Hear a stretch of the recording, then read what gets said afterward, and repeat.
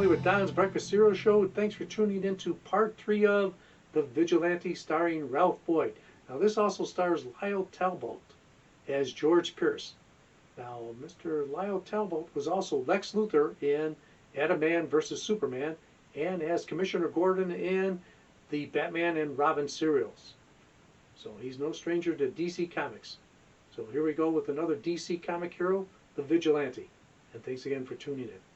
We'll be back.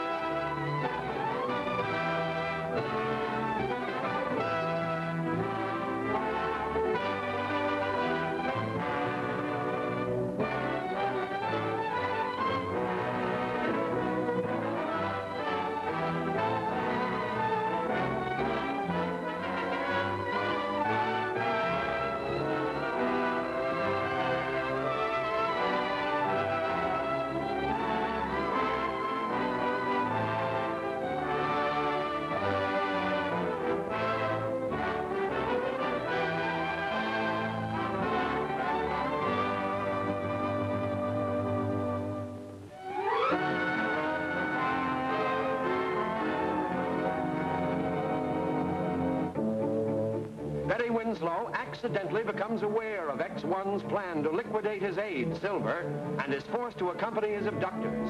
Greg and Stuff see Betty being taken away. They follow in Stuff's ancient car and...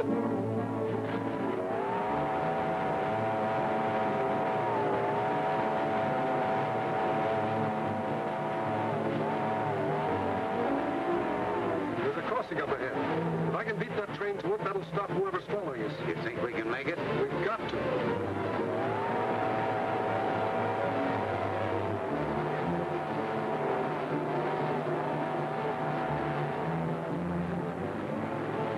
Brother, I hope they have to stop at that railroad crossing. If they don't, we'll never catch them.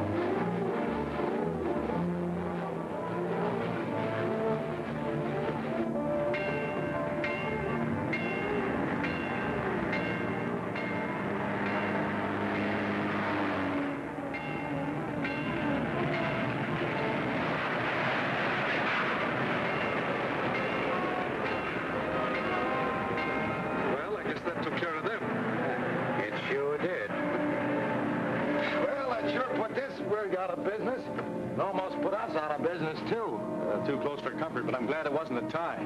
Well, it's going to be a long walk home. We better get to the nearest phone and call Captain Reilly and have him pick us up.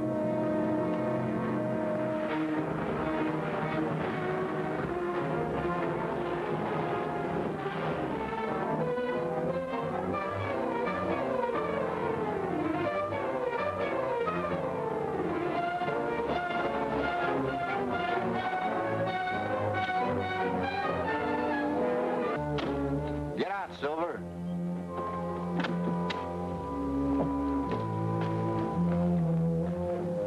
Lefty, lock her up in the saddle room while I contact X1 and get the lowdown on what to do next. All right, get out, miss.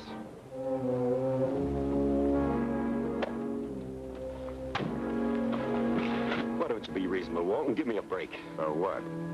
Have you give us the works?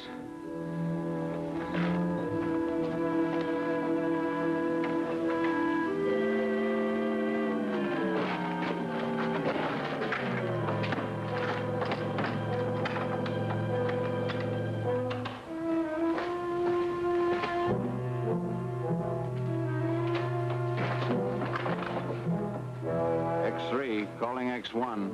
X3, calling X1. X3, calling X1. Come in, please. X1 speaking. Let me have your report. We have Silver and that rodeo queen, Betty Winslow, here at the Hidden Valley Ranch. The girl butted in as we were leaving the cafe with Silver, and we had to bring her along. That's very fortunate. Hang on to her. She holds the key to some of the missing pearls. Learn from her where her Aravanian horse was reshod. When you obtain that information, see that she disappears. And then secure the horseshoes and deliver them to me. As for Silver, he must not leave the ranch alive. Those are my instructions. Carry them out. Very well, sir.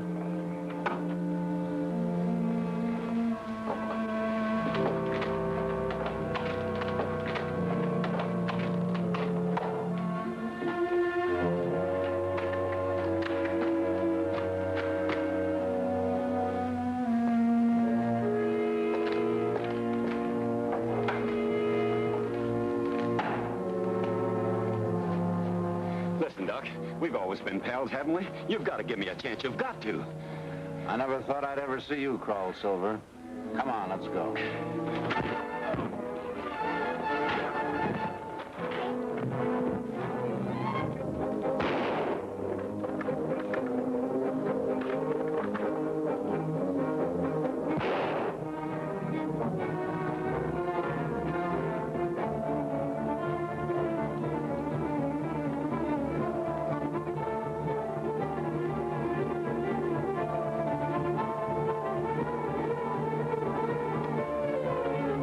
Silver. That's right.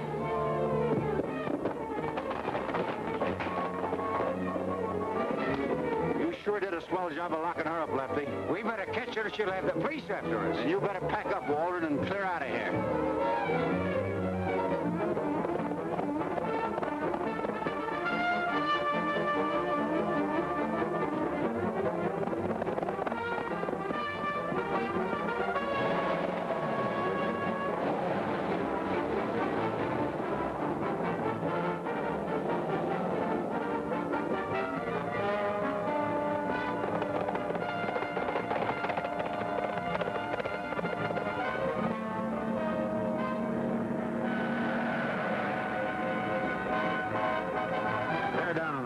We gotta catch that girl.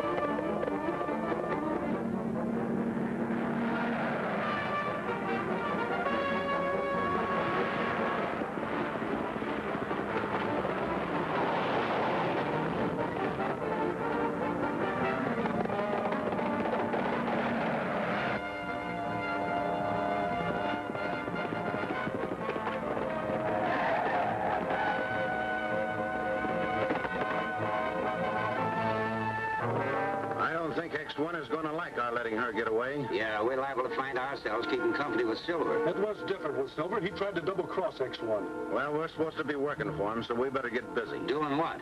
There's only one thing we can do right now. That's to find out where the Winslow girl had her horse reshod and get a hold of those horseshoes like X1 ordered. That might make up for letting the girl get away.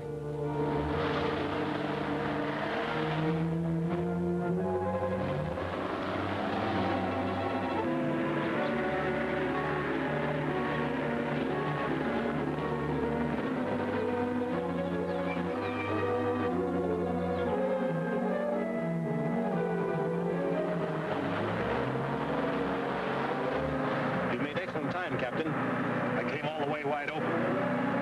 What about Miss Winslow? I have an idea. They've taken her to Hidden Valley Ranch. We'll soon find out.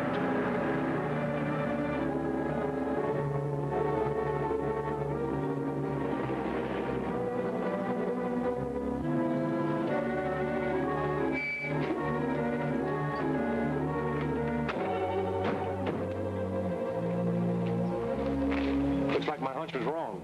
No sign of them here. Plenty of signs that they were here.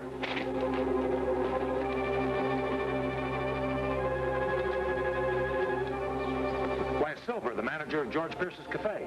They must have brought Betty here with him. But evidently she isn't here now. If you ask me, the trail was cold. We'll pick it up.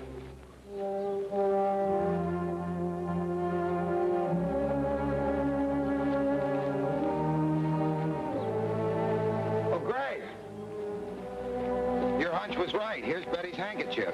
This proves she was here. Suppose you boys look over the ranch house for any clues while I put in a call for the coroner. We'll do that, Captain.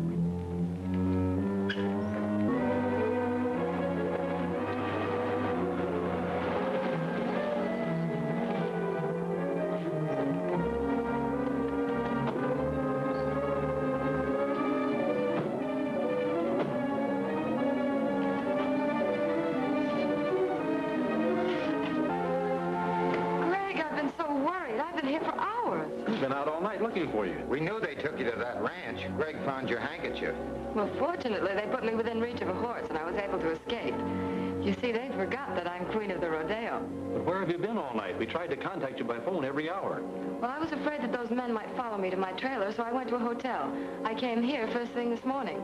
If we expect to clear up this affair, we'll have to keep on our toes from now on. Captain Reilly thinks we can pick up the trail of those men at the Carnival Midway. I'm sure he's right. My car's outside. Well, let's go. See you later, Captain. Hi, Pop. I'll pop you in the eye in a minute. Well, hello, Joe. How are you, son? Did you have a nice trip? I sure did. Well, that's mighty fine, boy. Oh, glad to see you back. You want to take a couple shots? Well, I don't mind if I do. Go ahead, pick the squirrels up there, boy.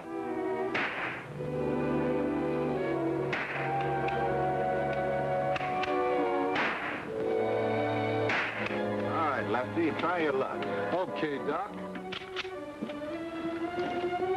I always did like shooting ducks. Especially when it's on the house. What was that? You heard me. We'll be shooting live ducks if we don't get the information we're after. Well, I don't know what you're talking about. Maybe you don't, Pop. But your pal there does. And if he don't talk, this will. With Lefty shooting clay pigeons, nobody will hear me knock over a couple of live ones. You better start talking. What is it you want to know? Where did the Winslow girl have her horse reshod? Don't you tell him, Joe. Don't you tell him.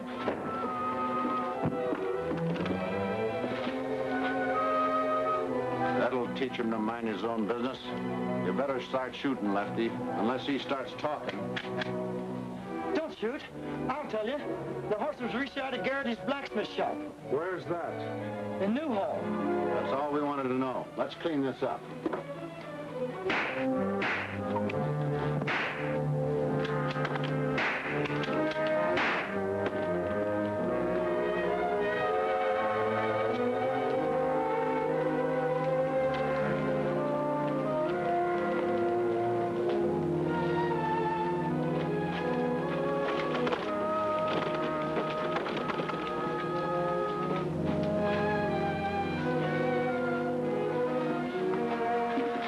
What happened to you and Joe? Oh, two men was here. See, and I didn't want Joe to tell. Tell what? Well, Betty had her horse reshod. Did Joe tell them? He had to. Garrity's blacksmith shop. Greg, Joe's in pretty bad shape. He's been wounded. You better call an ambulance, Doc. Right. Who were the two men, Pop? Oh, I don't know. But one of them was called Doc, and the other one was, let's see, Lefty. Why, those are the two men I got away from. Betty, you help Pop take care of Joe. Where are you going? Garrity's blacksmith shop.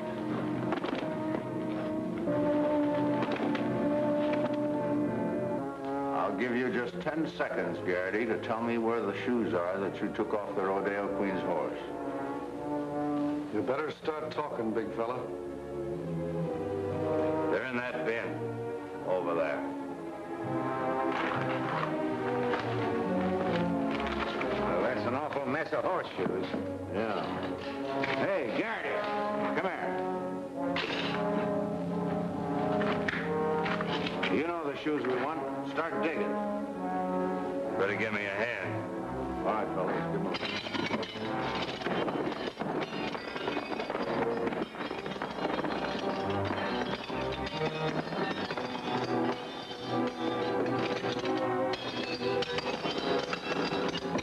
Here's two of them. All right, find the other pair.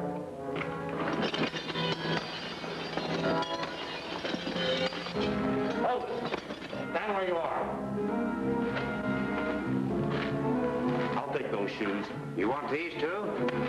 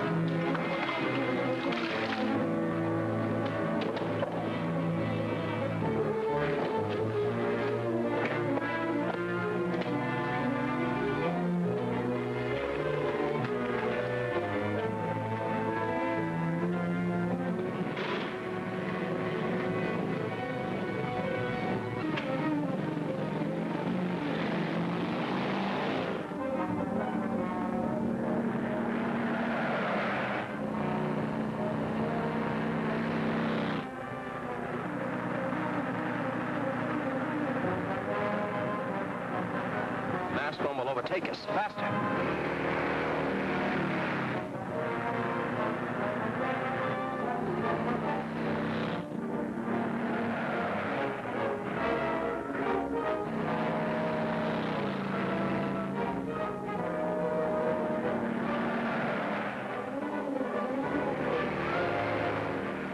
We must do something to stop him.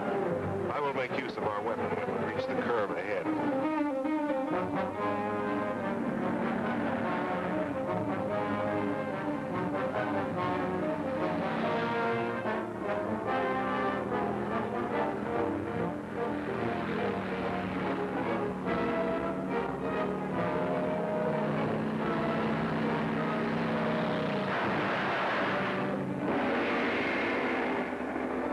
Treacherous game is the prince playing now? Will X1's hirelings again prevail against the forces of law? Don't fail to see Closing In, Chapter 14 of The Vigilante, at this theater next week.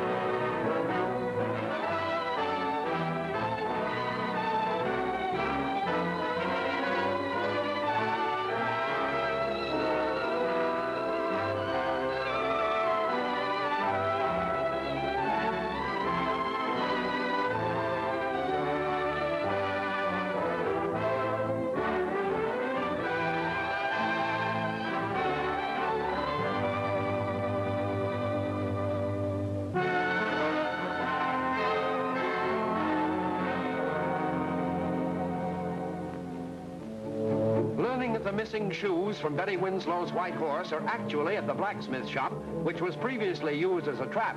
X1 again sends men to get them. As they force the blacksmith to help them search the shop... Hold it. Stand where you are. I'll take those shoes. You want these too?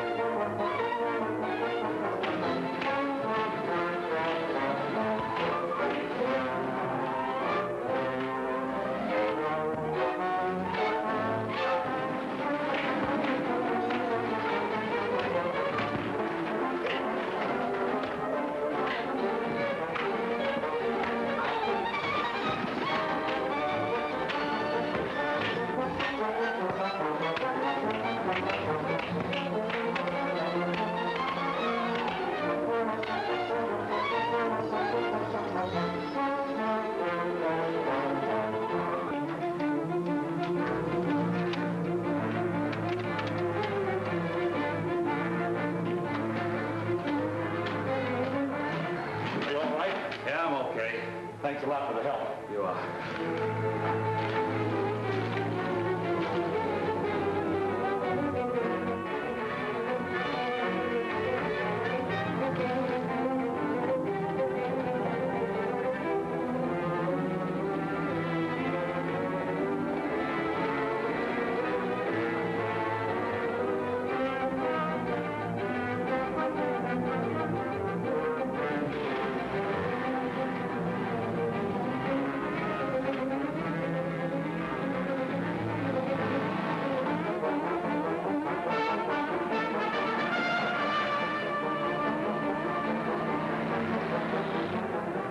Will overtake us. Faster.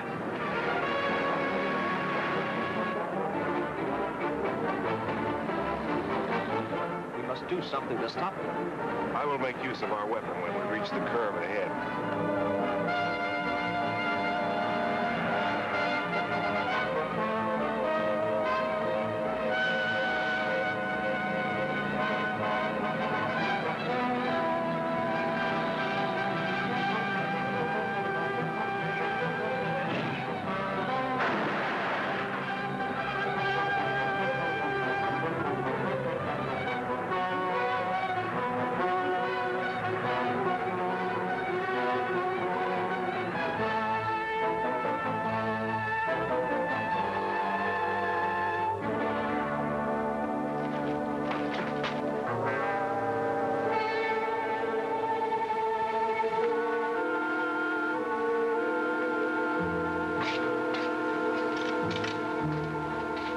Number, please. This is X3. I must see X1 at once.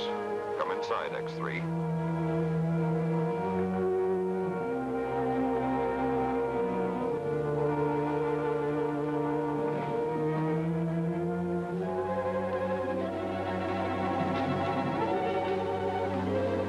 Was your mission successful, X3? No, sir, it was not. Why not? Well, we ran into trouble at the blacksmith shop. 2 of Prince Hamil's men were there, and the Vigilante was too. Where are the shoes taken from Betty Winslow's Aravanian horse?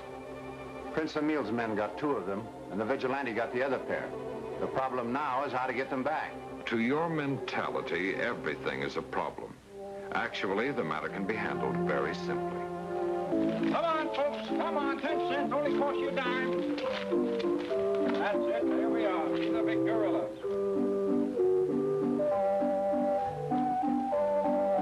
Hello, Betty. Oh, for the life of a movie star. They get through work so early. Well, they're making all the good scenes today, so they don't need me. Don't be so modest. Won't you come in, Greg? Thanks, I will. I have a few things I want to talk to you about.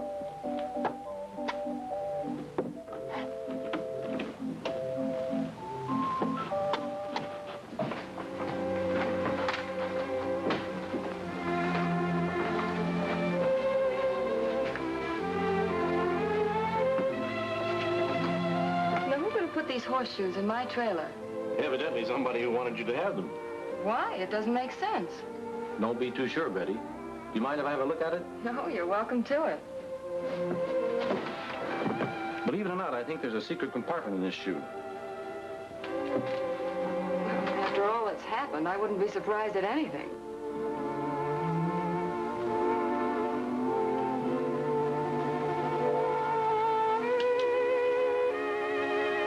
Does it? Crimson pearls. Yes, and rare and priceless. What does it all mean? I'm afraid that's going to take some time to figure out. But this much I do know. thanks to Garrity the blacksmith. There was some kind of ruckus in his shop last night, and 2 characters in foreign costumes came in and swiped a couple of horseshoes. Like these?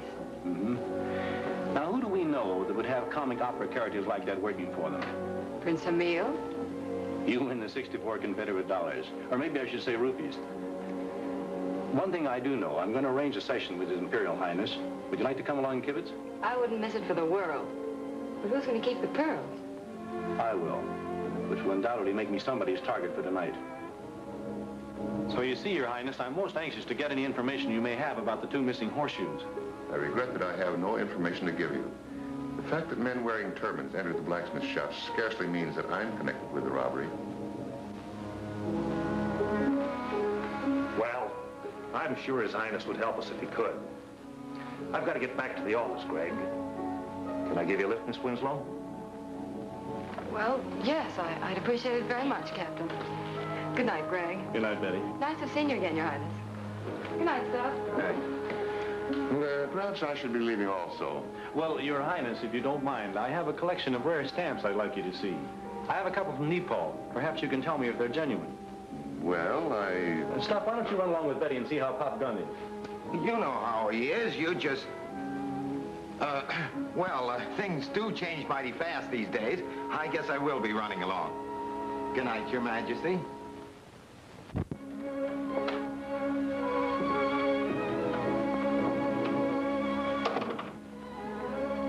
Now that we're without an audience, we can speak freely. So let's get down to business. I didn't succeed in fooling you. No. I have an admission to make. I have the 2 horseshoes in question. And the pearls? And the pearls. It's only fair that I should be equally frank, Your Highness. I have the pearls from another pair of shoes. I must have them, Mr. Saunders. I must have all the 100 tears of blood for a very definite purpose. Perhaps you'd care to explain. Won't you sit down, please? Thank you.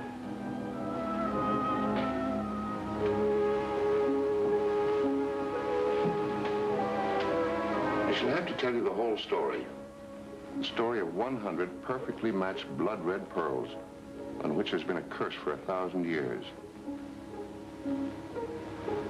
I beg you not to take that curse lightly, Mr. Saunders. You've already seen some of its consequences. Yes, Your Highness. But the story you were going to tell. It all begins with my former aide, Hamid.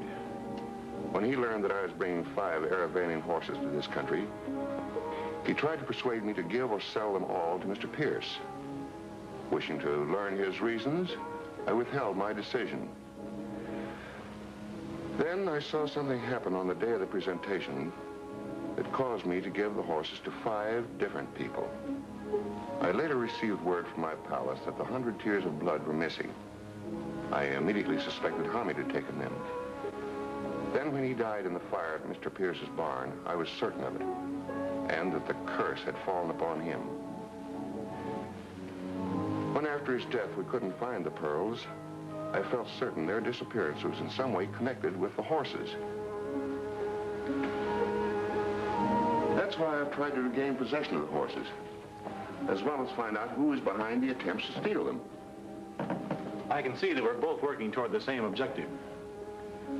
Would you care to join forces with me? I'd like to very much. And as proof of my good faith, I'm turning these over to you.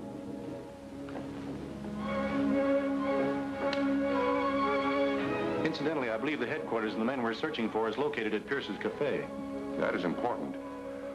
On my part, I must report that my life has been threatened unless I turn over the few pearls I have. They seem to forget that death threats are quite normal to one in my position. I imagine they are. In case of any further developments, will you please contact me? Yes, I will. In case I'm unable to reach you, I'll contact Captain Reilly. He seems to be a very trustworthy man. Indeed he is. Good night, Mr. Saunders. Good night, Your Highness.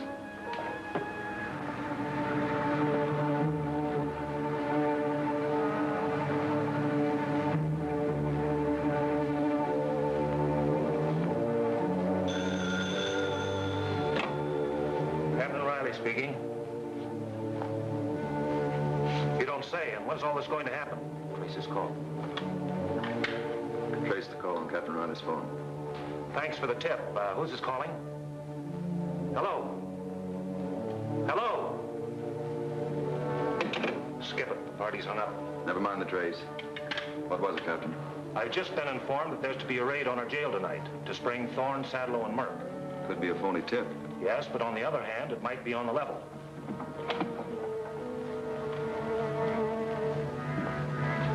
The question, of course, Greg, is whether this tip is a red herring to clear the way for something else.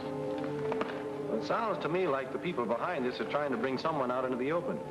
Maybe it's the one who calls himself the Vigilante. If they try to crash the jail, they'll find out they're running into a hornet's nest. I'll have that place so well guarded that... I think you're off the beam, Captain. Why not let the break succeed? Just put up enough fight not to arouse suspicion. I don't get you. Well, I'll be on hand to follow them. Maybe they'll lead us to their headquarters. I must be getting old not to have figured what you were aiming at. Well, two can play at that come-on game, Captain. Well, I think we'll try out your suggestion, Greg.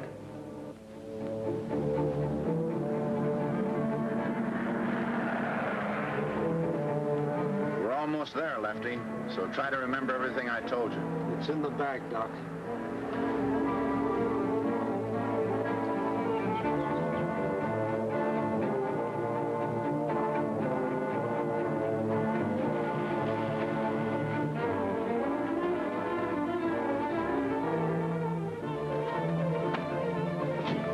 Looks like the show's about to start, Captain.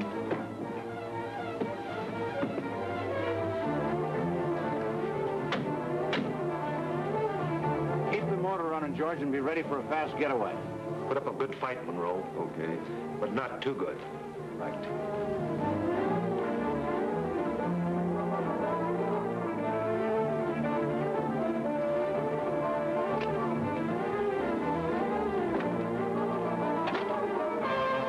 Hold it.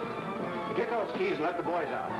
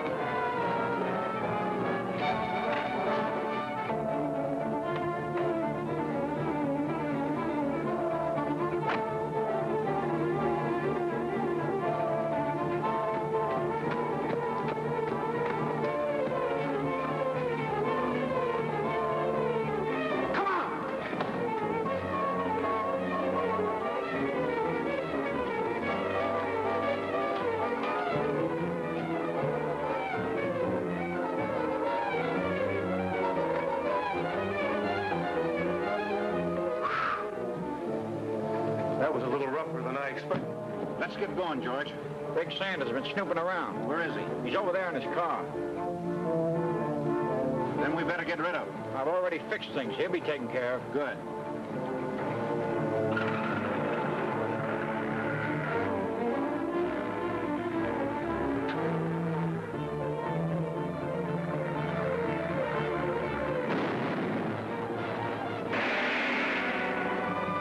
What will happen when X1 and the Vigilante meet face to face? Will the Vigilante find victory in this last wild dash into the night? For the amazing climax, see The Secret of the Sky Room, the final chapter of The Vigilante, at this theater next week.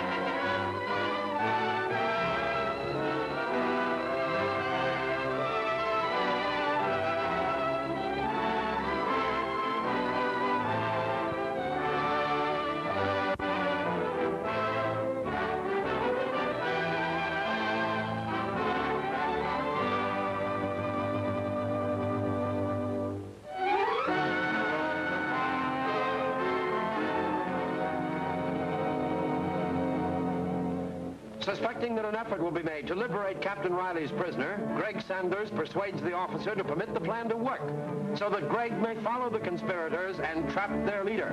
But an unexpected development threatens the plan as...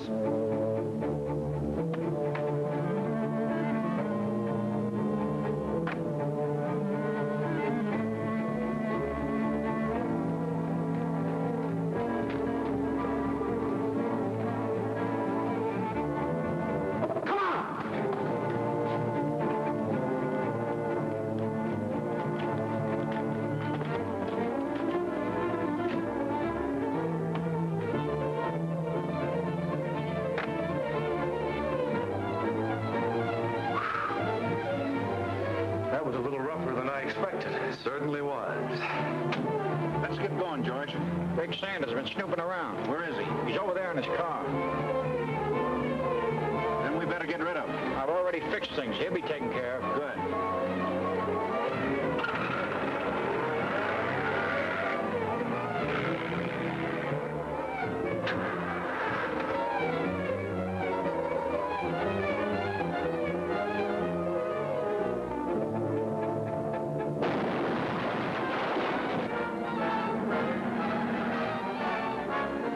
Nice work, George.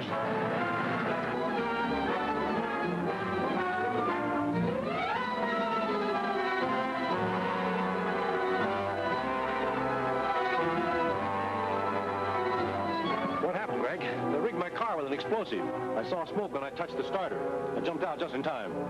Get a fire extinguisher. Yes, sir. It's all my fault. I should have stayed in the car instead of being so curious and going up to the window to see what was going on. Well, the best laid plans don't always work out, Greg. Come inside. I'll send out a general alarm.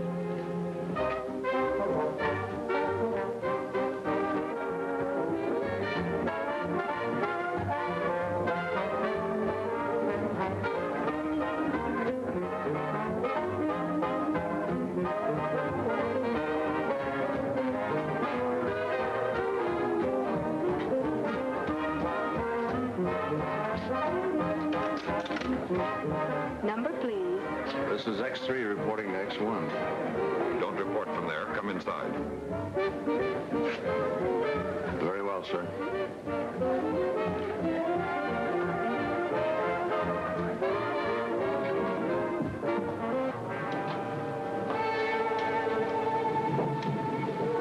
What news do you bring? The best. You can forget Greg Saunders. I hope you're not mistaken. His car blew up with him in it. Good. Now we'll finish up this whole affair tonight. Are the men alerted? Everybody's standing by. There remains one little matter to be arranged. Prince Hamil. He's been invited to the cafe tonight. While he's here, every exit must be guarded. Well, after he's in, we'll see that he doesn't get out. Not unless I give the word. The boys want to know when they'll get their cut. Tonight, when I've finished with the prince. You may go now. See that there's no slip-up.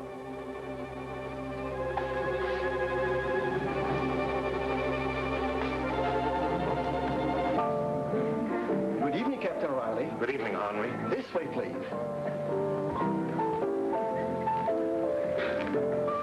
Good evening, Tex. Hello, Captain. Did you receive an invitation, too? Yes, and I have no idea who sent it. Mine came over the telephone. Someone who called himself the Vigilante. Could be. Looks like some kind of a showdown. How are you getting along with the mystery of the Arabian horses that Prince Hamil presented to us? We discovered they were used to smuggle a fortune of red pearls into this country. What? They were concealed in the horses' shoes. Do you think that Prince Hamil is responsible for it? We don't know that, or where the pearls are. But I have an idea we've been invited here to find out. Well, it looks like 6 have been invited. I guess that means the 5 that received a gift of one of the white horses. And probably Prince Hamil. Do you suspect just one of us 6 was guilty? I don't think we'll have to look anywhere else. You stick around out front, Pop, and keep your eyes open. Yeah, but what'll I be looking for? Oh, anything that looks suspicious. You might see some of those fellas that have been causing all the trouble. I don't know. I still think we're on a wild goose chase. Well, Greg says he heard from the Vigilante, and this is what we're supposed to do. Well, if Greg Saunders says so, I reckon we're on the right track. Well, I'll cover the rear entrance. If you need me, yell. Oh, don't you worry, boy. I'll yell all right. Have you any idea what we're supposed to do, Captain? No, but as long as it's a vigilante's idea, I imagine we'll get some word at the proper time. They're Greg Saunders and Betty Winslow.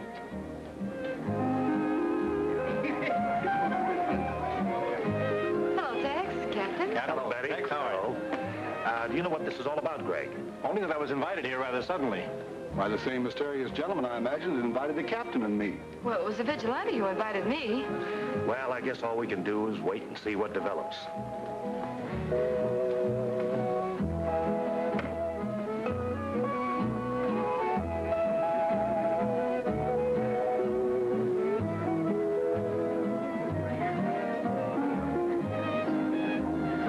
Good evening, folks. Good evening, George. Hello, George. Pleasant surprise seeing all of you here.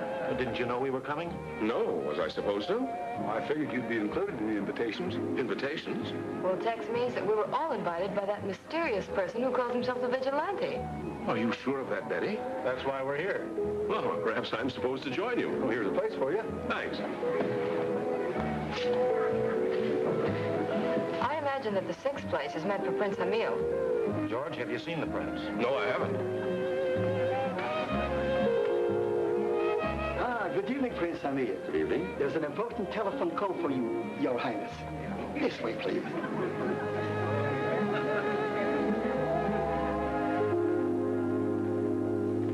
Will you excuse me for a moment, please? Just dial the operator, Your Highness.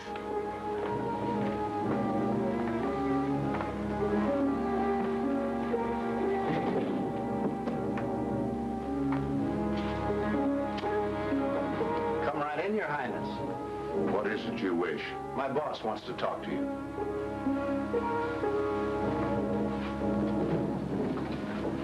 Where is he? Right in there.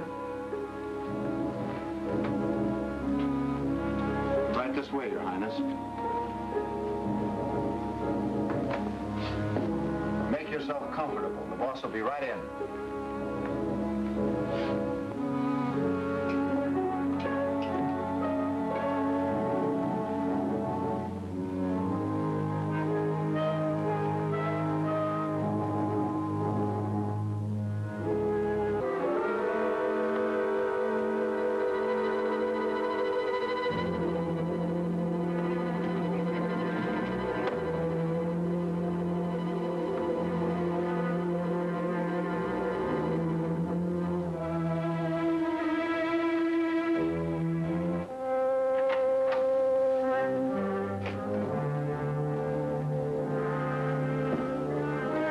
Please have a chair, Prince Hamil. You may as well make yourself comfortable. Our discussion may take some time. With your permission, I prefer to stand. As you wish. Do you fear to disclose your identity? Let us say that I prefer to remain incognito. Perhaps the reason for this meeting need not remain in the shadows. No. We can come right to the point.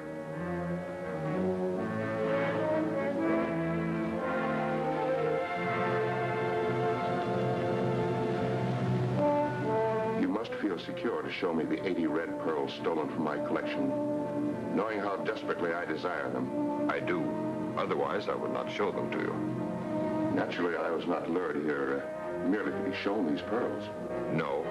I wish to acquire the 20 remaining in your possession. My pearls are not for sale. Since I have no desire to purchase these stolen ones, I must beg to take my leave. I have a very special price for your 20 pearls. What is your price? Your life. The price is too high. Put that gun on the desk.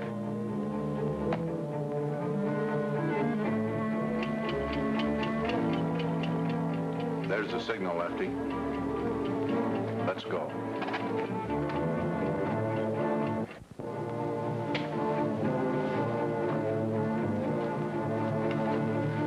I believe those pearls belong to you, Prince Hamil. That is quite true. They're part of my collection known as the 100 Tears of Blood.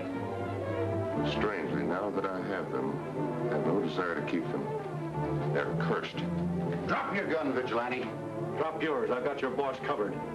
Don't shoot, you idiots. He'll get me. Gentlemen, this seems to be a stalemate. We shall have to do something about it.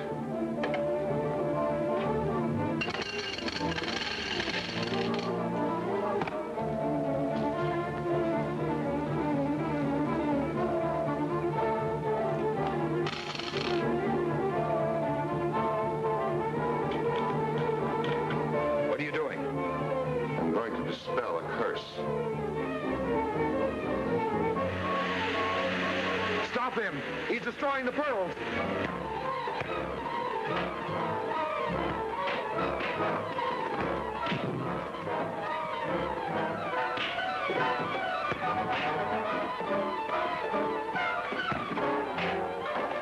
Keep him covered, Prince.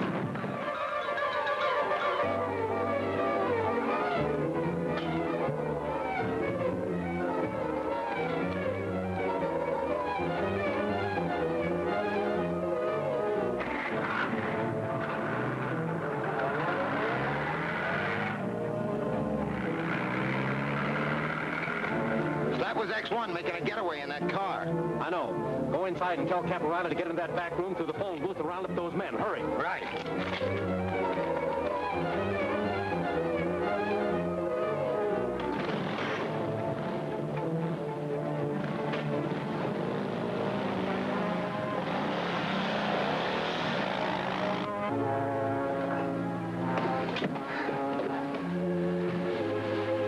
Where's X1? He skipped.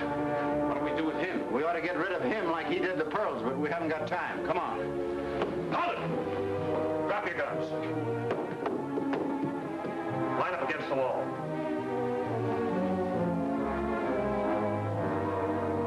Pick up the guns, Tuff. Yes, sir.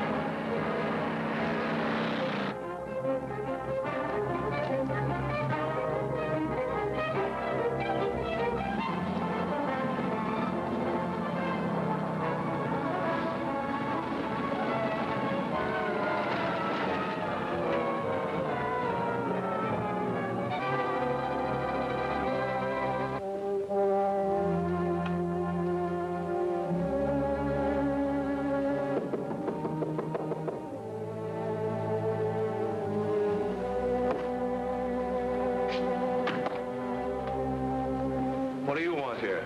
I want you, X1. X1? I don't know what you're talking about. You know just as well as I do, Pierce. You gave yourself away to Prince Hamil back there at the cafe just before the pearls were destroyed. Say, your voice sounds familiar. Just who are you? That you will never know. Maybe I will. Take off that mask.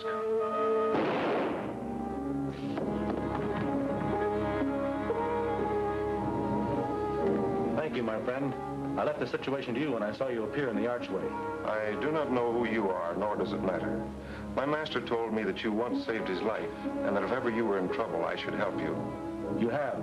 I'll tell the authorities what happened so you won't be held responsible. Yes, Captain Reilly. Mr. Pierce had me brought into that room where you found me. Then he appeared as a mysterious character whom you call X1. Are you sure of that? Most sure. Greg, where in the world have you been?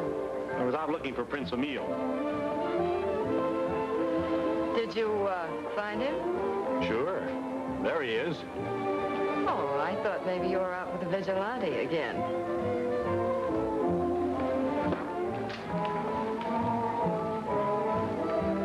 Thank you. I've just been informed that Mr. Pierce met with a fatal accident at his country estate. It is indeed fate. Starting with the death of my unfortunate aide Hamid, All that has happened was brought about by George Pierce. Are you satisfied that Pierce and X1 were the same, Captain Reilly? Definitely. Did you round up all of Pierce's men? All that we found here. If there are others, we'll track them down. Which reminds me, I'd better give that secret room another going over. Want to go along and help? No, thanks. Not tonight. I have an early call tomorrow. May I give you a lift home, Betty? You might as well. We all have to work tomorrow. Good work, Saunders. Perhaps you'd better come here and deliver your report in person. Or haven't you had enough of that California sunshine? No, I haven't. Besides, I still have a motion picture contract as the Prairie Troubadour, and I can't get away. Don't forget, you got me into that. All right, stay there and finish your picture, you lucky stiff. Give my love to the little lady. That is, if there happens to be one. Okay, Chief. Good night.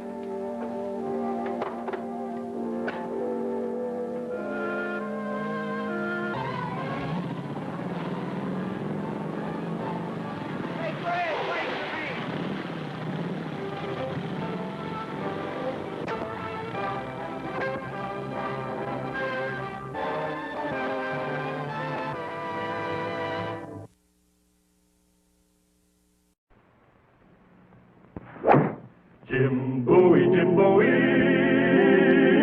he was a bold adventuring man. Jim Bowie, battled for right with a powerful hand. His blade was tempered and so was he, indestructible steel was he. Jim Bowie, he was a fighter, a fearless and mighty adventuring man.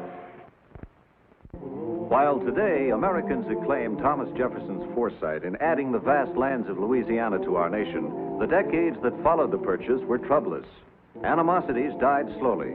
Latin blood boiled at real or fancied provocation. But nothing was troubling Jim Bowie. He was heading for Shreveport on a red-hot land speculation, with nothing on his mind but pleasant things.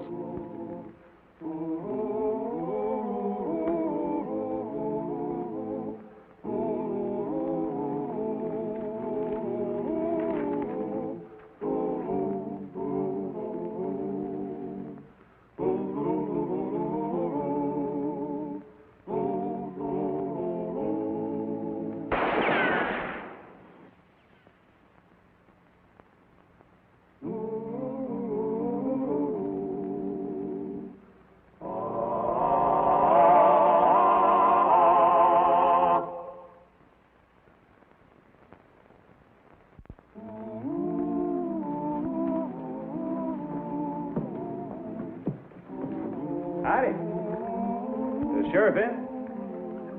Where is he? Oh, thank you.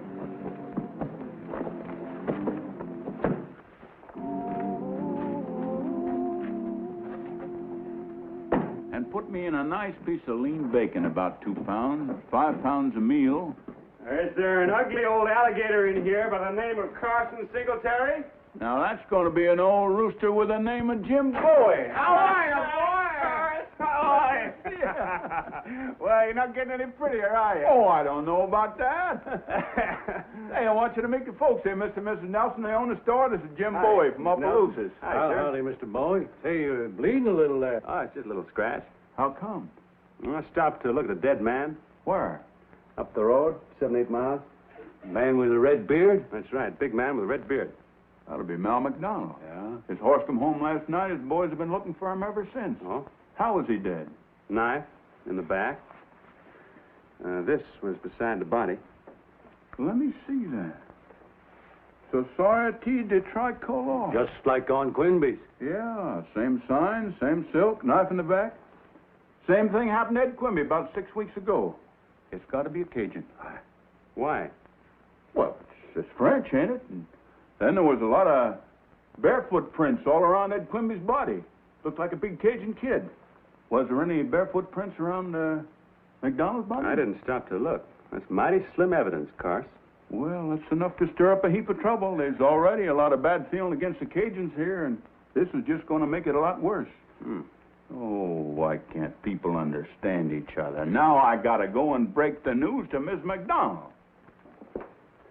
Mr. Nelson, I wonder if I could trouble you for a little hot water. I think I ought to wash this off. Well, let Sarah do it for you, Mr. Bowie. She's real handy at that. Take him in the back room. Very kind. Sarah.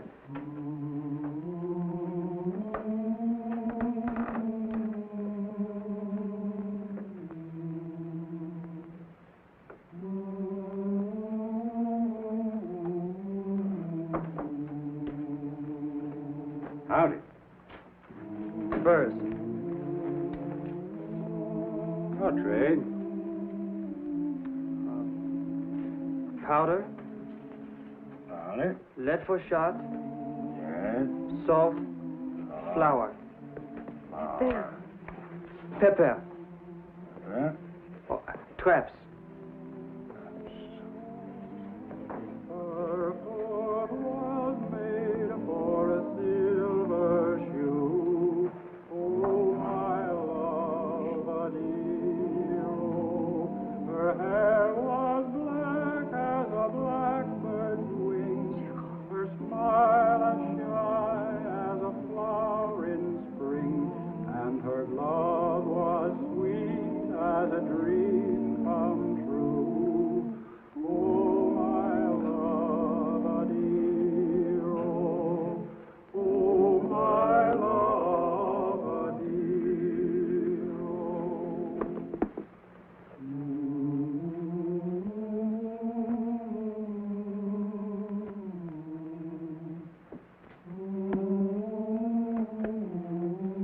Now, we're even with this.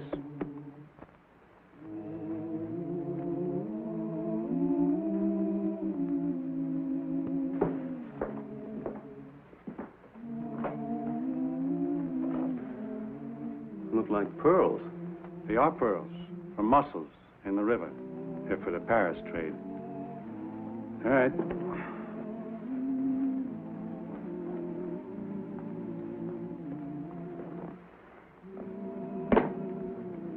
Yeah.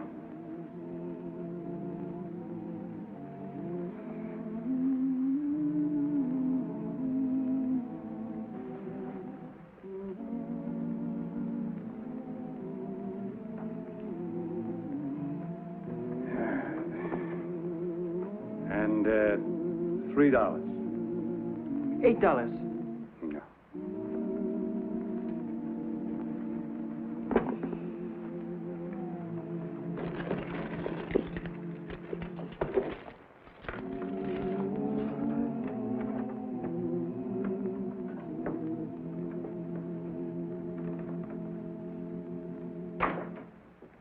How'd Miss McDonald take it, Carson? Nell, she took on something fierce. Huh. You better go over there, Sarah. Maybe you can help out some way. It ain't no use. Nothing to do but for her to go up there with the boys to fetch the body back. You said 8 miles, Jim? Yeah, about. Well, I won't be back for 2 or 3 hours, but there sure is going to be trouble. Them boys are out to kill somebody, and they will, too, if they catch them. Carson, let me have a look at that piece of silk I found. Yeah. You saw that Cajun boy with the Indian girl? Yeah? I just saw Mr. Nelson some pearls. Muscle pearls, little ones. Had them wrapped up in this red silk. Had 2 more pearls and a piece of blue silk. Red, white, and blue, colors of the flag. Flag of America? Well, the flag of France, tricolor, Société du Tricolore. And he was barefooted, too. Mm-hmm. Now, wait a minute, Carson. That's not enough evidence. It's just an idea. Well, it's enough for me. Thanks for the court plaster, Mr. Nelson.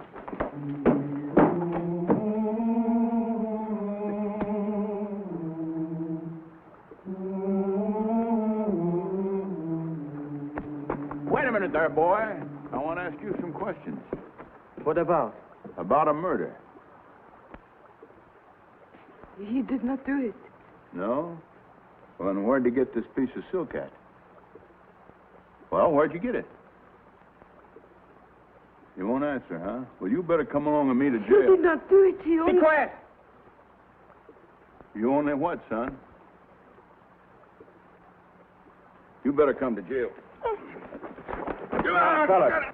All right, young fella. Calm down now.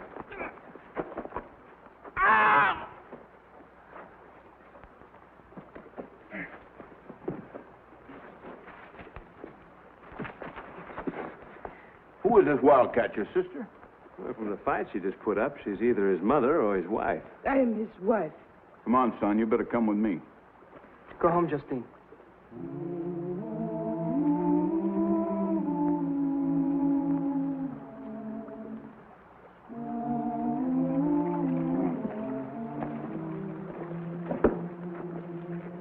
Son, them was your barefoot prints up around Ed Quimby about 6 weeks ago, wasn't they? Talkative young fella, ain't he? Well, then you take a crack at him. I can't do nothing with him. Not me. I'm not the sheriff. No. Now, listen, you dumb, stupid, stubborn mule, you. Do you want to save your neck or don't you? Do you want to hang? Well, if you don't, you better say something. Of course, he told you his name. My name is Jérôme Girvantin. Oh, I know that, and that's a very pretty name. Probably named after Napoleon's brother. Yes, monsieur. Look, I don't care if he's named after Tecumseh's uncle. Why won't he talk? Well, maybe he's protecting someone. Is that it? You're protecting somebody?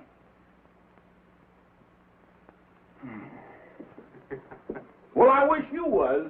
Wish I was what? The sheriff. Well, now I gotta take this silver-tongued order cleaned up to Champlain. I got enough trouble here. Why Champlain? Because that's where the judges are sitting. That's the county seat.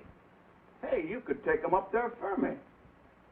I'll make you deputy sheriff. I'm on my way to Shreveport. I know, but it won't be out of your way now. You can drop him off and leave the horse there, and you go on about your business.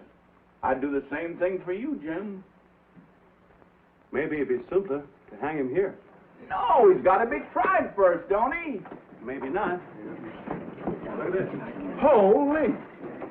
Look at that rope. Why, they fixing to hang that boy.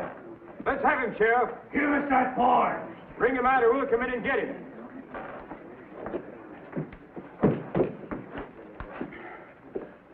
Oh, Don't let them kill me, monsieur. No one's going to hang you, son. well, I don't want to shoot them boys. It's my wife, monsieur.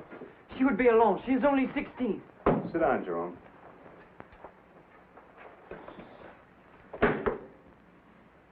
What's the matter? You scared of that thing? All right, Cars, put a star in me. I'll take it. Hey, what's this all about? He never knifed anybody. He doesn't even know how to hold a knife, let alone throw one. And you'll take him? You really will? Give me the keys, just handcuffs. Yes, sir.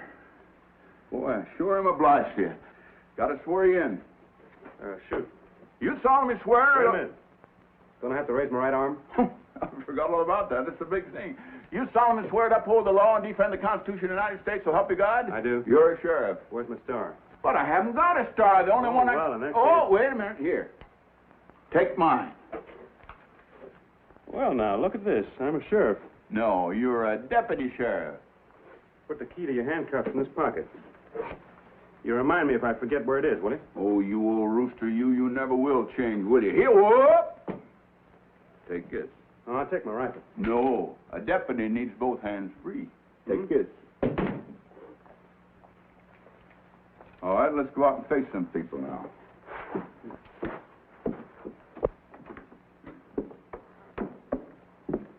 Turn him over peaceful, Sheriff. Now, just a minute, John. Folks, there's a couple of horses tied off over there. This boy's going to mount one of them and ride up the river to Champlain in the custody of Jim Bowie here, deputy sheriff, who's going to make certain that guilty or not, he gets a fair trial. Now, just a minute, Miss McDonald. I'm sorry for your loss, I really am, but we got a way of running things in this country, and that's the way we're going to run them. Oh, no, you don't. We want that murderer. You bet. We want that murderer. Wait a minute. You're all Americans, aren't you? We all are. All Americans. Some of you men may have fought with Andy Jackson. Some of you even with George Washington. What were you fighting for? To hold on to your independence, wasn't it? To hold on to your rights. Well, that's what this boy's going to get, his rights. It's American justice. He's going to get a fair trial. If the jury finds that he's guilty, he'll hang. If the jury finds that he's not guilty, he won't hang. Now, I'm going to put him on that horse and take him to Champlain.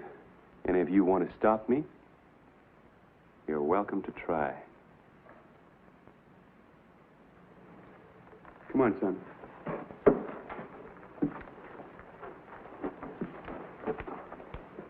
He's gonna hang now.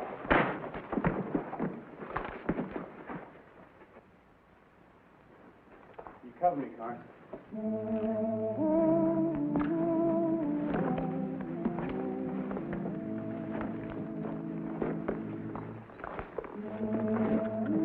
Come on, boy, let's get going.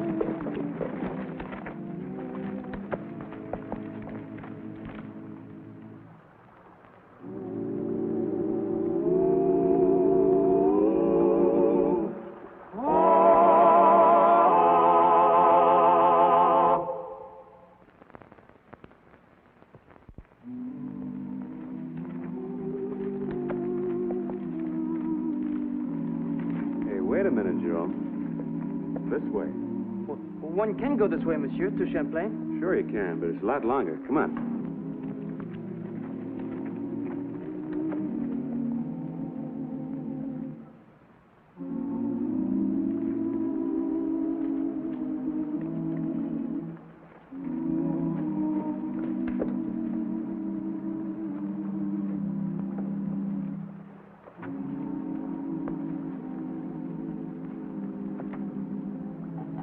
Don't, monsieur, please.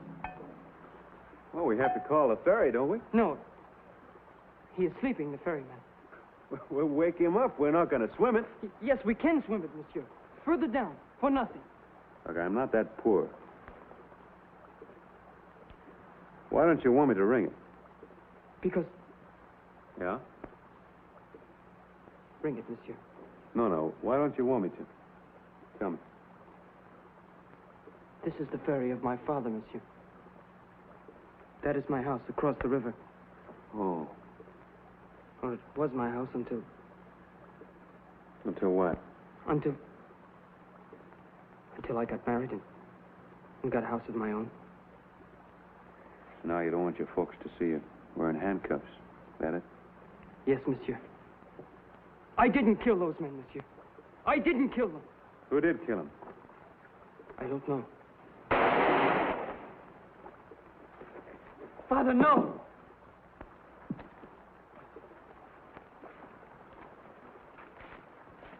Justine, you shot him? Oui, come, the canoe. No, wait. He lives. The key. I will take you into the bayou. There no one will find us. No, Justine, I cannot. Why not? They would have hung me back there in the village. He fought for me.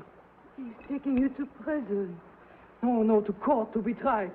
They will try you and then hang you. Come. No.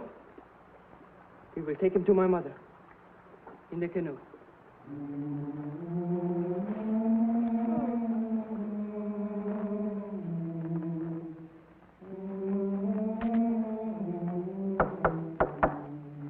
Maman, it is I, Jérôme. Jérôme?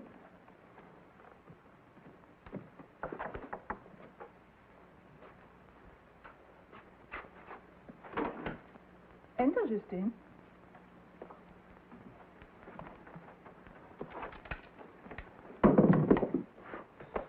We must help him. He has been shot. If your father finds him here, he will... Where is father?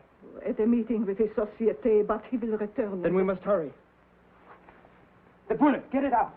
How? I don't know. A needle, a crochet needle, a knife, anything. Try, Mama. Who shot him, Jérôme? Justine. He is a sheriff, a deputy. She did not understand. She was trying to save me. He is a good man. He was kind to me. He was taking me to Champlain to be tried for murder. Murder? You did no murder? Did you? An American was murdered yesterday. I have been charged with it. And with another 6 weeks ago. On their bodies was found the same sign. Société du Tricolore. Société. They would have killed me, the friends of the dead man. But he saved me. Saved my life. Now we must save his. Please, Mama.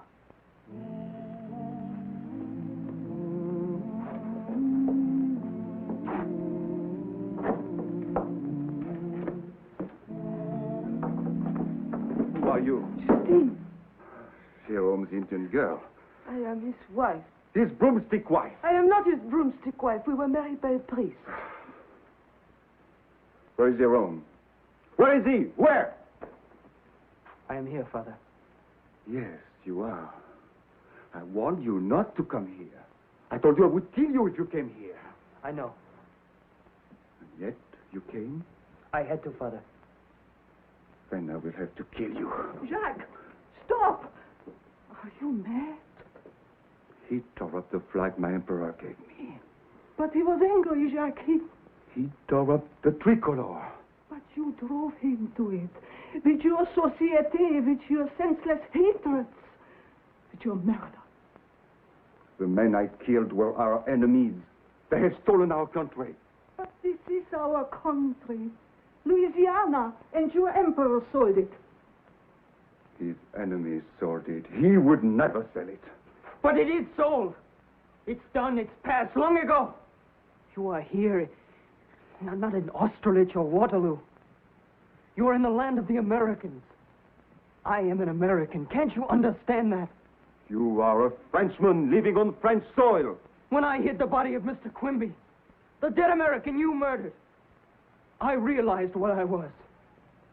That's why I tore up your tricolor. And I'd do it again if... Who's that? Who are you? My name's Jim Bowie. Boy, an American. You brought him here to my house. Yes.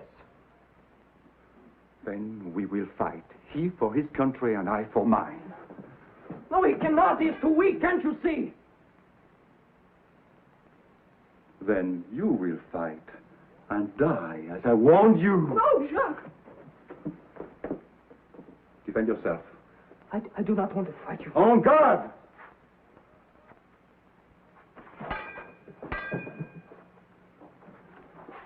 My parents came here from Nova Scotia. Here I met my wife, and here our son was born. He's a fine boy, my son. You should meet him. Father, I am your son. I was a boy myself when I came to fight for the Emperor. Father, you're in America. A brave soldier, he called me. The Emperor himself. Who is that brave, bronzed soldier, he said. He said that to my captain. Father, you told us. Will such a brave soldier be deported from New France? Be driven out like his father was from Acadia? Our days here are numbered. In New Orleans are the ships to take us. There are no ships to take us, Father. The Americans do not want to drive us out. Drive us out? They will never drive us out. Now die for France. Please, Father. Vive la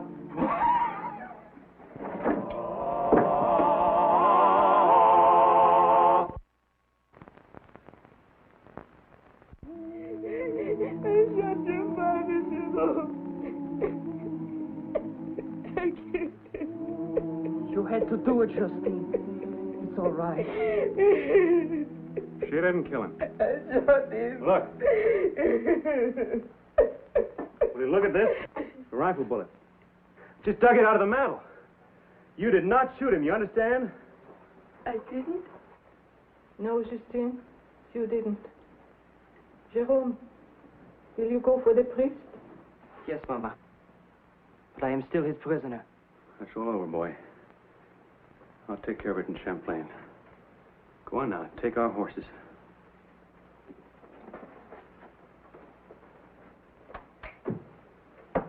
I'm ready now, monsieur. For what? To go with you to prison. Why? I killed my husband. No, you did not. My bullet killed him. Will you get that in your head, ma'am?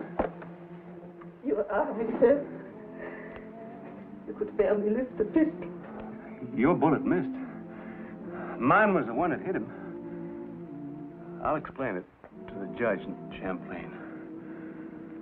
Ma'am, if you'll forgive me for saying so, I don't think the man I shot was your husband. I mean, the man you married had changed into something entirely different. And in any case, my bullet killed him. Yes, monsieur. I understand. I also understand why my son admires you. You are a good man, monsieur.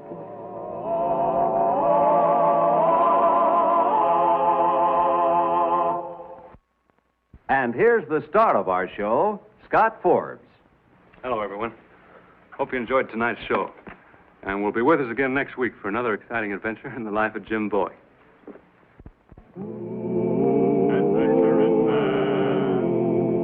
Adventuring man, Jim Bowie, Jim Bowie. He roamed the wilderness unafraid from Natchez to Rio Grande. With all the might of his gleaming blade, he fought for the rights of man. Jim Bowie, Jim Bowie, he was a bold adventuring man. Jim Bowie, battled for right with a powerful hand. His blade was tempered and so was he. Indestructible steel was he. Jim Bowie, he was a fighter, a fearless and mighty adventuring man.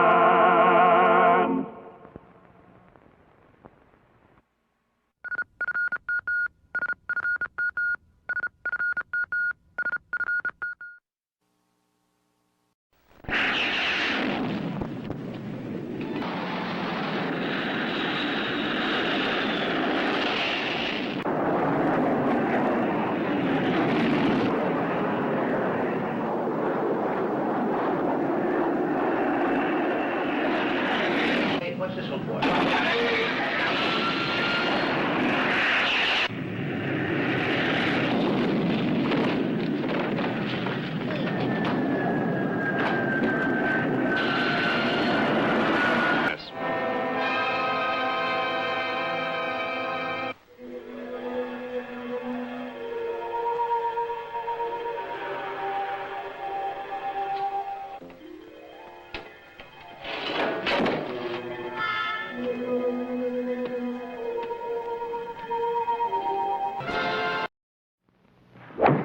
Jim Bowie,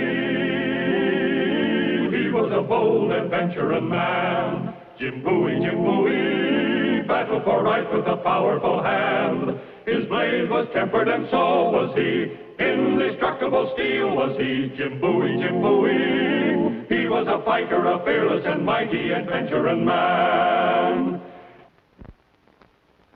In the country around Opelousas, where I was raised, a man could ride from sunup to sundown without seeing a fence.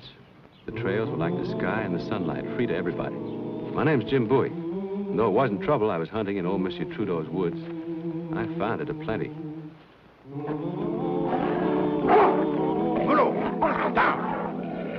Down. That's a real fine bear dog you got there, Huntsman. Get out. You talking to me? You will hunt no more in these woods. I have orders from Monsieur le Comte. Monsieur Leconte, who's he? A relative of the widow Trudeau. Old Lady Trudeau, huh? Well, you give the Count a message from me. You tell him that old Monsieur Trudeau used to hunt in my woods, and I'll hunt in his. Guru, get him!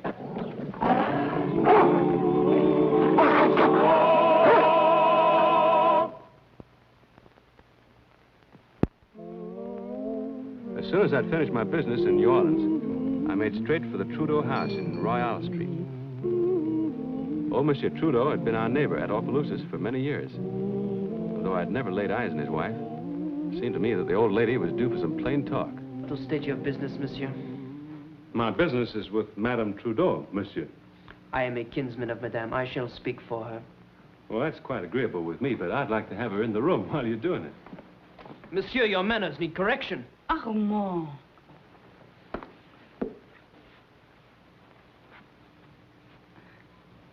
I was told Monsieur Bowie was here. He is. Your servant, ma'am. Astonishing. Leon, I ask you to retire. I shall speak for my brother. But not for me, my child.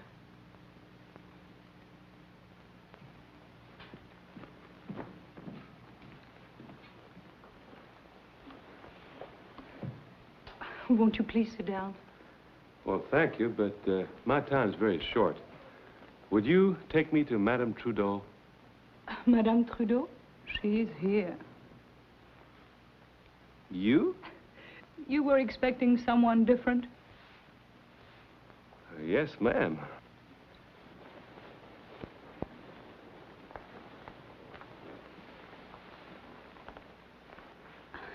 My husband often spoke of the great Jim Bowie. Excuse me. Oh, yeah, your husband was a very fine old gentleman. I mean, he was a fine gentleman. I thought a lot of him. And he of you. Alas, he could never persuade me to visit, how do you say it? Opelousas? Yes. I do not care for the country, you see. And my dear husband, he spoiled me. He longed for the tranquility of Opelousas.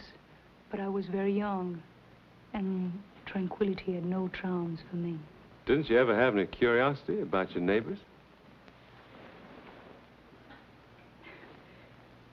When my husband spoke of you, he spoke as a man speaks. He did not mention the qualities that a woman would notice. Such as?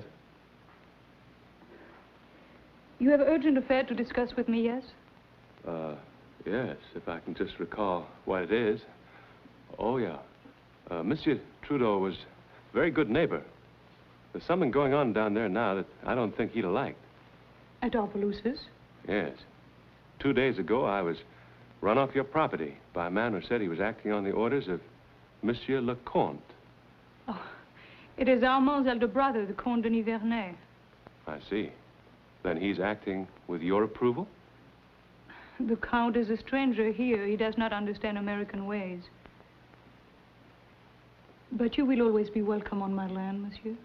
Thank you. That's good to know. Then there was another thing. Your husband always said that if his property at Opelousas should ever change hands, I'd be given first refusal. Well, it is a great responsibility for a woman alone. All that sugar cane. It is sugar cane. Yeah, sugar cane. A very valuable property. Then you think I should dispose of it? Yes, to me. But the Count, he also wishes to acquire it. I'll offer you more. Monsieur, I am rich. Money is not the first important thing. My husband had a feeling for his property. I know he would wish it in good hands. Well, those are my sentiments exactly. Then it's a bargain. It'll be a pleasure to do business with you, ma'am. You're working too fast, monsieur. I am only a woman and not clever at business. What a pity your time is so short. I got all the time in the world. Tomorrow? Perhaps I will have an answer for you then. Would you put that in the form of a promise? Certainly. I promise that you may call again tomorrow. Yes, ma'am.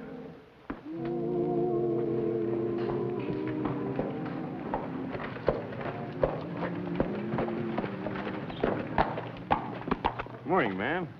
My rig's waiting. Always did prefer to talk business in the open air. Monsieur Bowie, no one talks business on Sunday. Huh? Oh, well, then we have to talk about something else.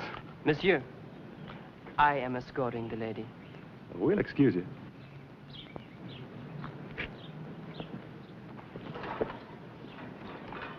Shall we go?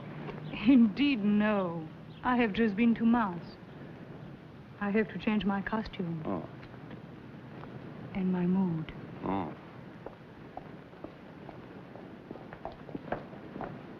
Armand, what is this? Go into the house. Monsieur, I do not find your conduct acceptable. I demand satisfaction. Oh, but this is absurd. Do as he says, ma'am.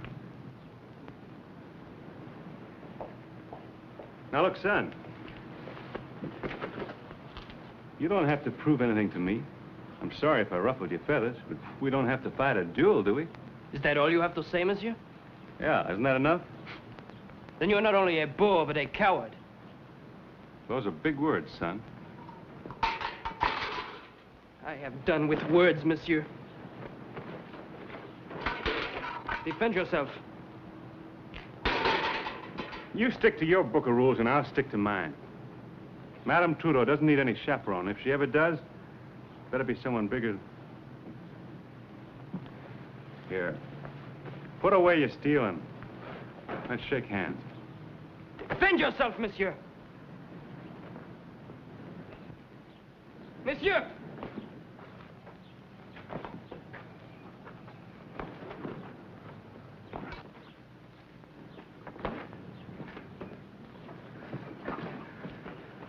This is your coat, you know.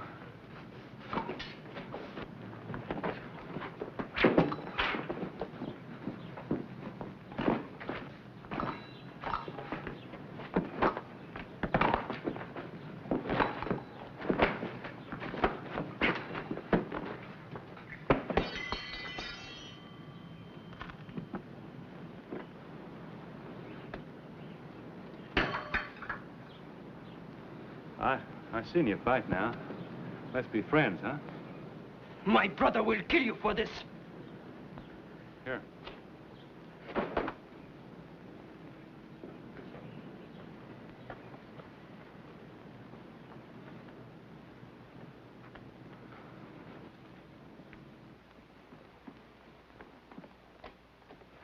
Well, Monsieur Bowie? My apologies, ma'am. You have disgraced yourself and me, not to speak of Armand. Well, can't you make allowances for a wild backwoodsman? But you are not a wild backwoodsman. You're a man of importance, of birth and property. You could be the equal of any gentleman in New Orleans, and look at yourself. A creature with the clothes of a plowboy and the manners of a Red Indian.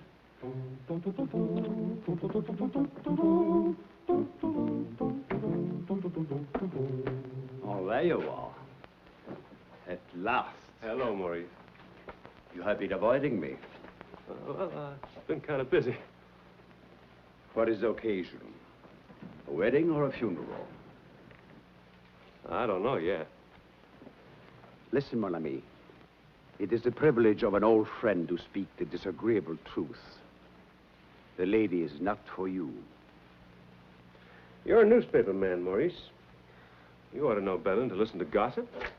I hope I won't have to print it. Mon ami, resume your buckskins and go back to your wilderness. You and Madame Trudeau are of different worlds. You don't belong in hers.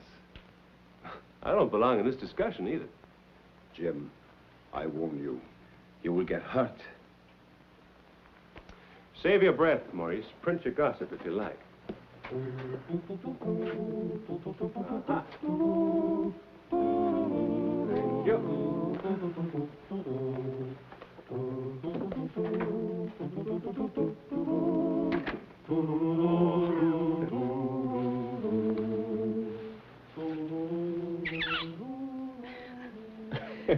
A little better, but still you clutch. Oh. Remember, Monsieur Bowie, I am not something to eat. Yes, ma'am. I mean, no, ma'am. All right, once again. Oh, look, this is silly. Where I come from, a kiss is a kiss. And I prefer the American way. Bonjour, madame. Oh, excuse me. Hey, are we ready to begin today's lesson? As ready as I'll ever be. Oui, monsieur. Monsieur, your party? Un, deux, trois. Un, deux, trois. Turn, turn, turn, turn. Ah, monsieur, I must advise you that you have need to be more skillful. Explain yourself. En garde. In a practiced hand, monsieur, the foil is an angel of death. In a hand such as yours, compose yourself, monsieur. To die by the sword is the final elegance. What are you trying to tell me? Only that the charming widow is very lovely and very rich. Go on. Our Creole gentlemen are of a jealous disposition, and they are trained in swordsmanship from the cradle. Well, I'm a long ways from the cradle, so I reckon it's too late for me to get the hang of it.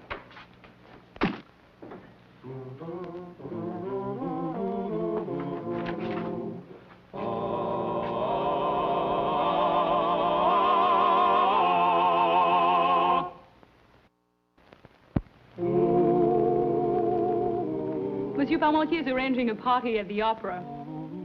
They say he's enamored with the new singer, Madame Solange. Can you believe it? I'm afraid I won't be here for Monsieur Parmentier's party. Not here. Nope. I'll be on the road to Opelousas. Will you make a long stay? I live there. Maybe you've forgotten that. I shall miss you. No, you won't. You're coming with me. Coming with you? Now, you said you weren't very clever at business, but you must know you can't get something for nothing. But I would die in Opelousas. You wouldn't do any such thing. You get brown in the sun. You get fat on Mama's cooking. Oh, dear. You'll learn to ride a horse astride and to shoot like a man. Oh, don't. And when I get a hankering to come back here and visit New Orleans again, you won't even want to come. I'll have to drag you here, kicking and scratching. Oh, you're mad. I don't know what the folks will say back home when they see me coming down the pike all decked out like a riverboat gambler, smelling like a rose. But with you alongside me, it'll be worth it. Leon, we'll have a wedding such as Opelousas never saw.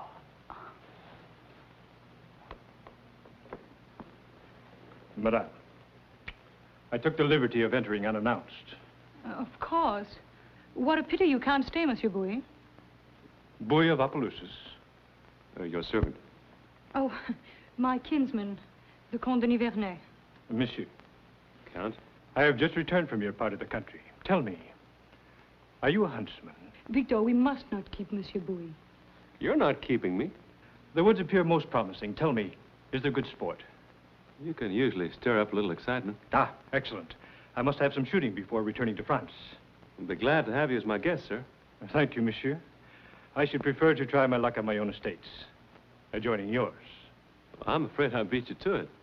Madame Trudeau has agreed to sell to me. You have made a mistake, monsieur. Madame has done me the honor of accepting my proposal of marriage. And the estate at Opelousas is part of the marriage settlement. Is this the truth? Is it, Leon? My apologies, Count. This is the last time I'll trespass on your property.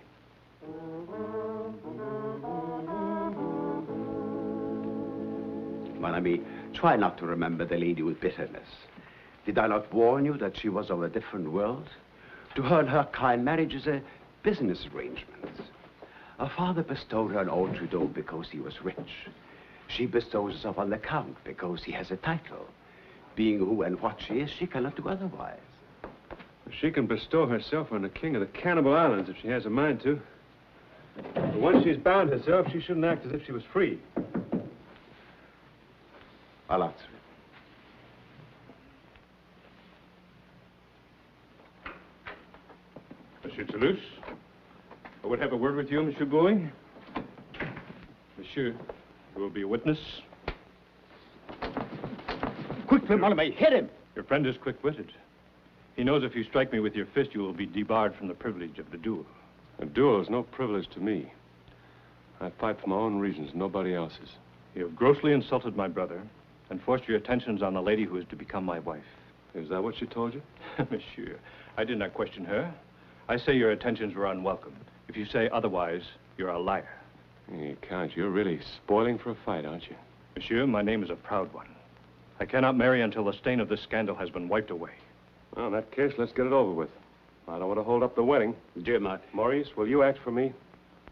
As the challenged party, you have the choice of weapons, monsieur. Where I come from, we generally settle our differences with our fists. We will choose pistols.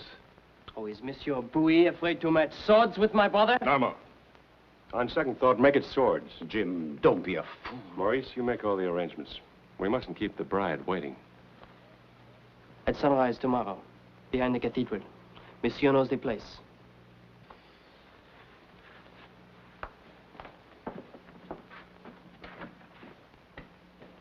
You have just thrown your life away.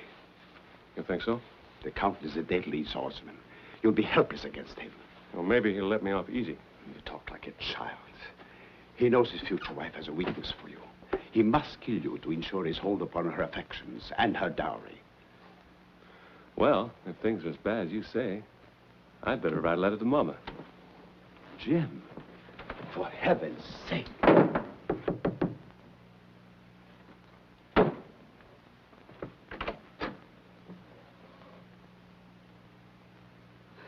I followed the Count. There has been a challenge. Naturally. How foolish men are. It is women who make them so.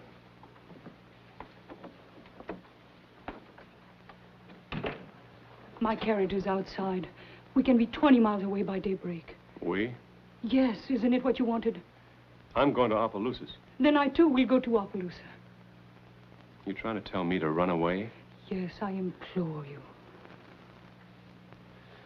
Look, I can't make you a countess. It does not matter. Please come. You won't see any opera in Opelousas.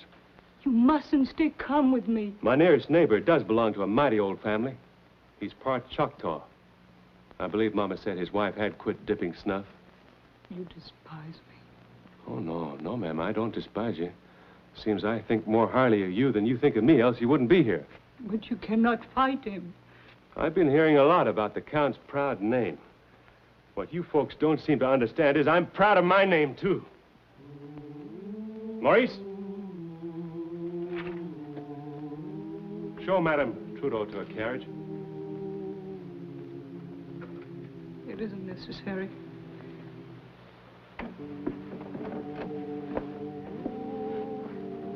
God be with you.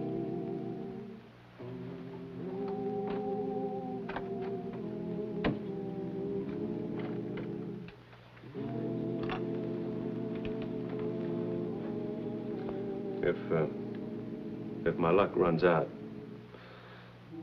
see that Mama gets this, will you? What are you going to do? Pray, I hope. Well, first I'm going to pay a little visit to Captain Jean Lafitte. Lafitte? That cutthroat. He knows nothing of affairs of honor. That's the point. But he knows a great deal about swords.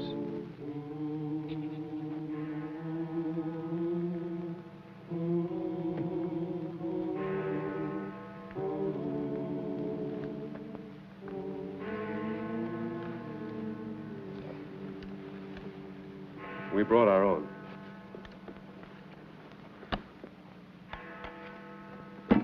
We said swords, didn't we? Monsieur! No, Armand. It will make the contest more interesting.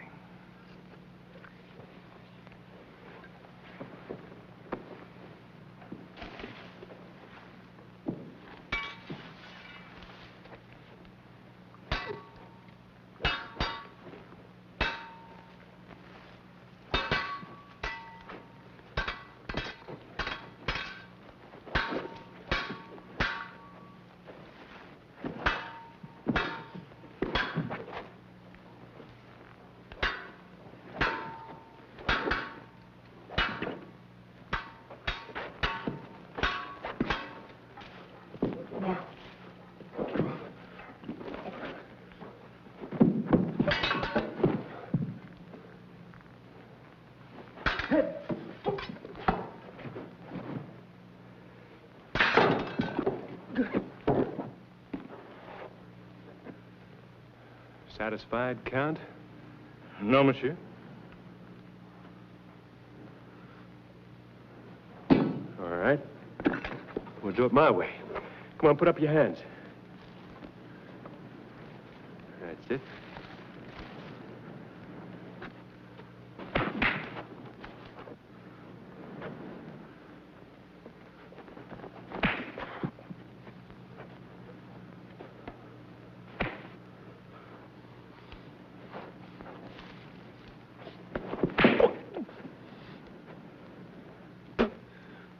I've traveled much in England, monsieur. My mother was related to the Marquis of Queensberry. Marquis of Queensberry, huh?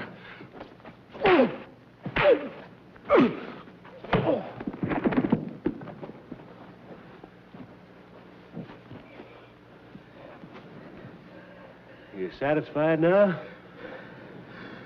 Monsieur? What are you saying? Death would be preferable. Oh, be quiet, Armand.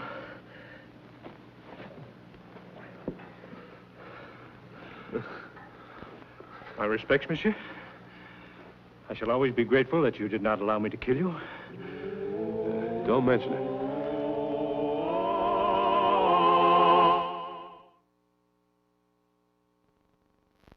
That the aforesaid property shall, in consideration of the aforesaid sum... Oh, Monsieur Durand.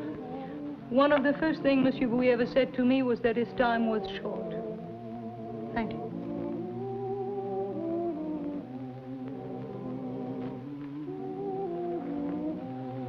The land is yours, monsieur. Good hunting. Thank you, Countess.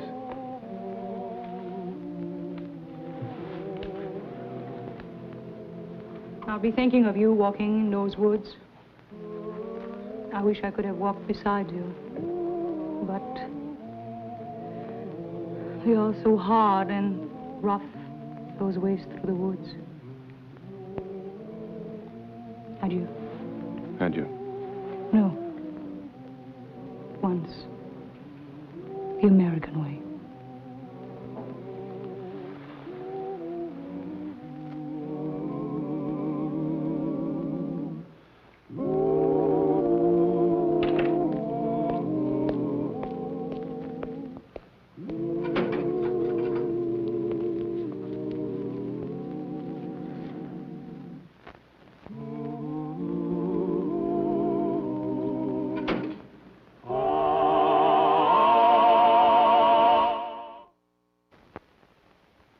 Here's the star of our show, Scott Forbes. Hello, everyone. Hope you enjoyed tonight's show. And will be with us again next week for another exciting adventure in the life of Jim Boy. Adventuring man, Jim Bowie, Jim Bowie. He roamed the wilderness unafraid, from Natchez to Rio Grande. With all the might of his gleaming blade, he fought for the rights of man. Jim Bowie, Jim Bowie, he was a bold adventuring man. Jim Bowie, battled for right with a powerful hand. His blade was tempered and so was he. Indestructible steel was he. Jim Bowie, he was a fighter, a fearless and mighty adventuring man.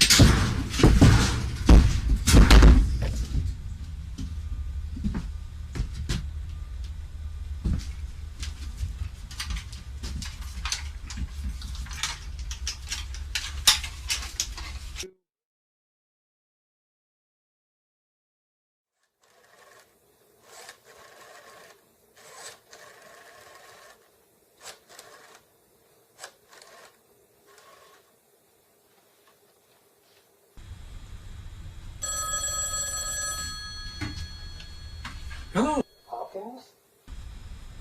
Yes. And my men? Well, they're a little tied up right now. Can I take a message? I tired of your humor, Hopkins. You have foiled my men for the last time. You force me to use more drastic measures. Goodbye, Mr. Hopkins.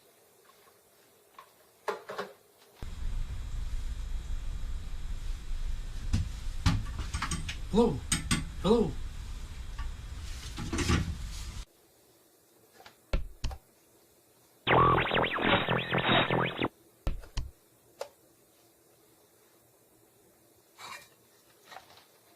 Crimson Ghost to number 7. Crimson Ghost to number 7. Kill Hop Hopkins.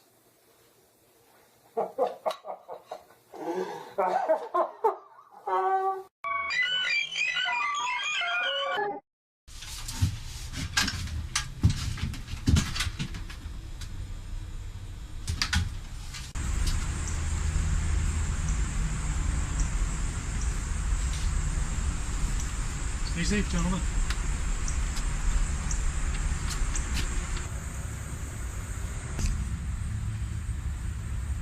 Hop Hopkins, the Secret 6. Come in, Secret 6. Hop Hopkins, the Secret 6. Come in, Secret 6. Nothing.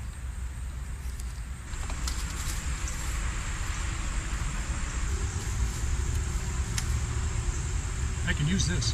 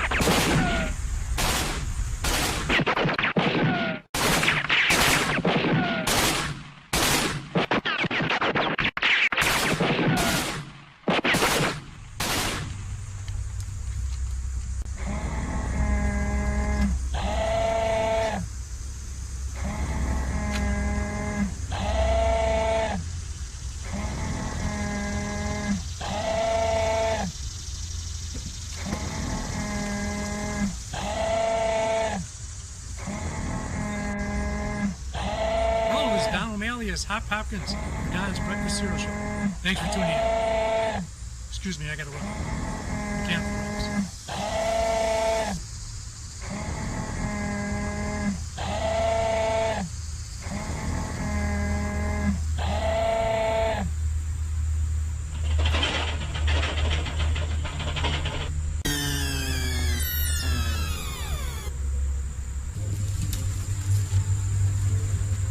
Couldn't leave you with a cliffhanger. Good night, folks. Thanks for tuning in.